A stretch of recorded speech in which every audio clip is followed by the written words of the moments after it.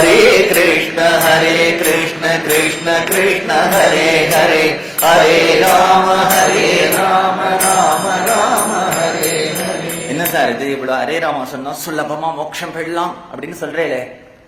இப்ப நிறைய பேர் காட்டுல போய் சாப்பிடாம தபஸ் பண்றாளே, சில பேர்லாம் அப்படியே ராத்திரி பகலா பிரம்ம விசாரம் பண்றாளே, சில பேர் தியானம் பண்றாளே, சில பேர் ஏக பாதாசனத்துல ஒரு அக்கால்ல நின்று கையெல்லாம் தூக்கிண்டு பண்றாளே.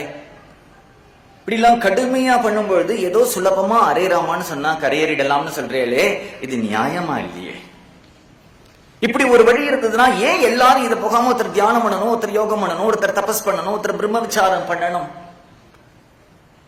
முதல்ல இது அருள், பொருளுக்கு வருவோம். இந்த உலகத்துல ஒருத்தர் வாழணும்னா பணம் வேணும். பணம் இல்லாம இந்த உலகத்துல வாழ முடியாது.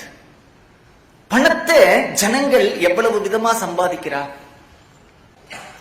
பாவம் ஒருத்தர் கல்லு உடைச்சு சம்பாதிக்கிறார், பாவம் ஒருத்தர் தார் போட்டு சம்பாதிக்கிறார், 40 மாடி பில்டிங்ல ஒரு கயிறுல கட்டிண்டு ஒருத்தர் பெயிண்ட் அடிச்சு சம்பாதிக்கிறார், ஒருத்தர் ஆபீஸ்ல போய் வேலை பார்த்து சம்பாதிக்கிறார், ஒருத்தர் கதை எழுதி சம்பாதிக்கிறார், ஒருத்தர் பாட்டு பாடி சம்பாதிக்கிறார், ஒருத்தர் கிரிக்கெட் விளையாடி சம்பாதிக்கிறார், இன்னும் சிலரோ போனை போட்டு ஒரு ஏஜென்ட் கைமாத்தி விட்டு பல லட்சங்களை சம்பாதிக்கிறார். ஏன் சார் ஒருத்தர் கல்லு உடைக்கணும்? எல்லாருமே ஏஜென்டா இருக்கலாம்னா அவளுடைய பாக்கிய விசேஷம். நாம சங்கீர்த்தனம் பண்றவாள் பகவான் சொகுசா என்கிட்ட வான்னு சொல்லியிருக்கான்.